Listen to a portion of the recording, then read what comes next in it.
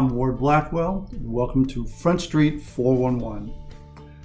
Well, it's February in an odd-numbered year. That means there are politicians already thinking about next year's election. As if the last one wasn't hard enough on us.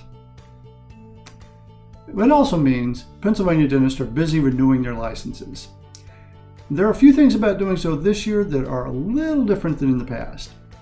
For this renewal, dentists can meet the requirements for CPR recertification and for ACLS and/or PALS recertification to renew your anesthesia or sedation permits by attending either an in-person course or an online-only course.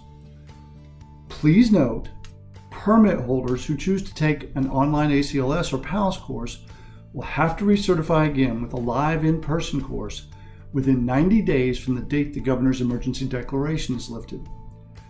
Naturally, many of you want to know exactly what online course the board will accept. Well, honestly, they've made no indication whatsoever that only certain online courses will be accepted.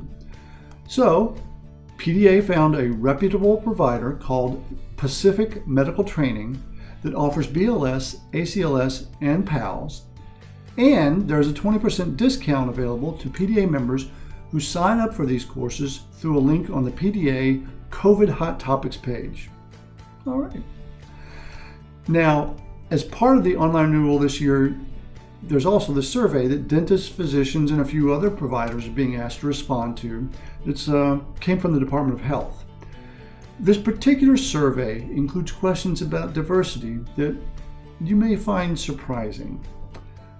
But they're all intended to advance goals in the Healthy People 2020 report by helping policymakers, researchers, folks like that, know more about Pennsylvania's healthcare workforce. The survey is anonymous, and licensees have the option of declining to answer any of the questions asked. Now, if you're curious, you can see past survey results by accessing DOH's workforce reports.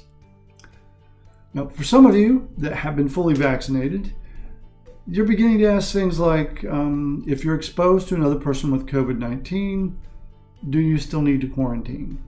Or do you still need to use all that PPE when treating patients? Okay, first of all, you do not need to quarantine after exposure to a COVID-positive person if it's been more than 2 weeks but less than 3 months since you received the final dose of vaccine and you have remained asymptomatic since exposure to the positive person.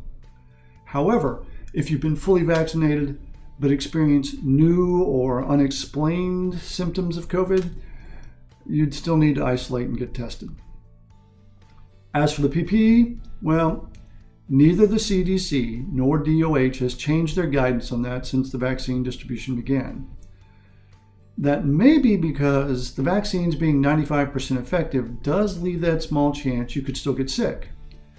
Also, there's limited evidence to date regarding whether being vaccinated also prevents you from spreading the virus, in addition to making you less likely to get sick. Bottom line, for now, getting vaccinated does not change your infection control requirements, including PPE. Finally, I hope that by now each of you has exercised your opportunity to have a voice in PDA's future by voting in the elections for PDA President-elect and Trustee. As a reminder, voting ends at 6 p.m. this Sunday night, February 28th.